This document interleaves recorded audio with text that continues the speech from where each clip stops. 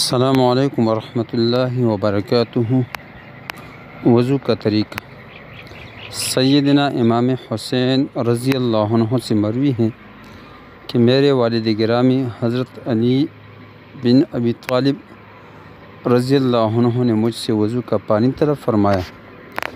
میں نے وضو کا پانی لا کر حاضر خدمت کیا۔ آپ رضی اللہ عنہ نے وضو فرمانا شروع کیا۔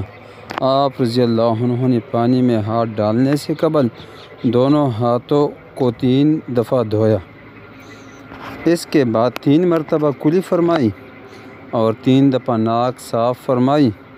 بعد ازاں آپ نے منہ کو 3 دفعہ دھویا، پھر آپ نے دائیں ہاتھ کو کہنی تک 3 مرتبہ دھویا، پھر بائیں ہاتھ کو اسی طرح دھویا، پھر آپ نے سر مبارک پر 1 دفعہ مسح فرمایا۔ اس کے بعد دائیں پاؤں کو ٹخنوں تک 3 دفعہ دھویا، پھر ایسی ہی بائیں کو۔ اس کے بعد آپ نے کھڑے ہو کر پانی لانے کا حکم صادر فرمایا۔ میں نے برتن جس میں وضو کا بچا ہوا پانی تھا حاضر خدمت کیا۔ آپ نے کڑے اس سے پانی پی لیا۔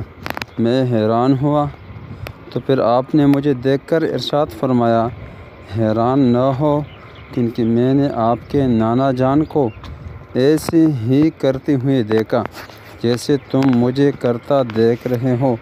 حضور نبی اکرم صلی اللہ علیہ وسلم اسی طرح وضو فرماتے تھے اور آپ وضو کا بچا ہوا پانی کھڑے ہو کر پیتے تھے۔